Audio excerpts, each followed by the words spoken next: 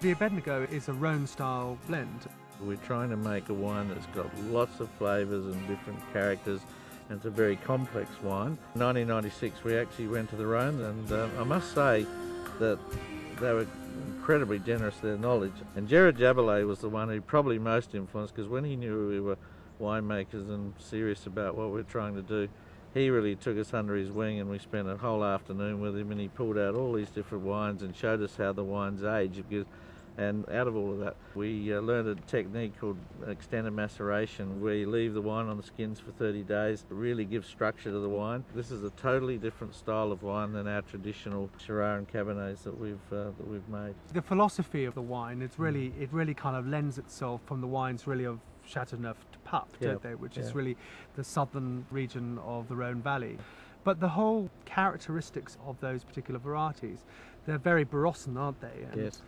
When you've got, say, 10 base wines and 3 different varieties, you've got 30 wines, and the combinations to put together, this is always our most difficult wine to blend together. So it's not the biggest Australian wine you'll ever see, but it is one of the most complex wines. And of course with the 3 varieties, you've got just so many different, you've got wild berries, and you've got... It's a fun wine to make, isn't it? It is. Because you've got so many different colours of the vintage, and you're kind of mixing the colours like a painter. Yeah, exactly. And I think the Grenache has this beautiful rose-like sort of rose petal sort of aroma.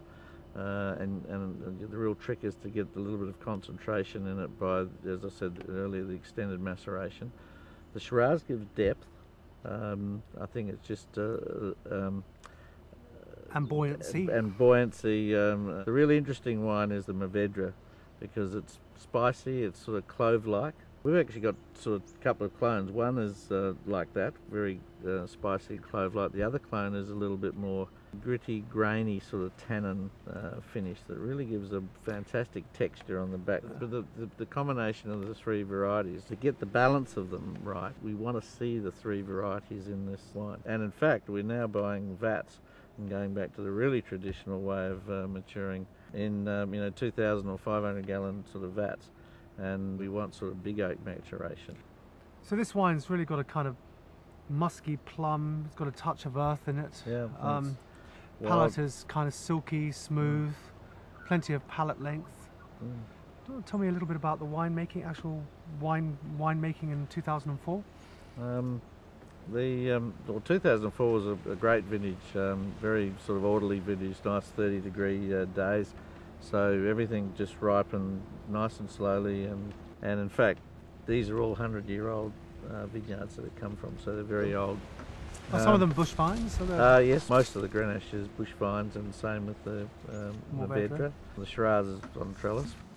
It's all about balance. It's the varieties being balanced so that you can see them, and just enough oak to give it a little bit of complexity.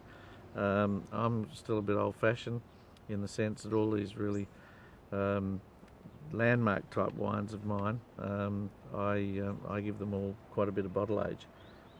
This wine gets another, I mean, it's in barrel for 18 months, but then it's in bottle for 18 months before we release it. And I think that when you're actually smelling and tasting the wine, you can see it. It's ready to drink now, isn't it? I mean, but it's got the concentration, and it's got the balance and the finesse to perhaps even improve if it's whacked into a cellar for a certain amount of time.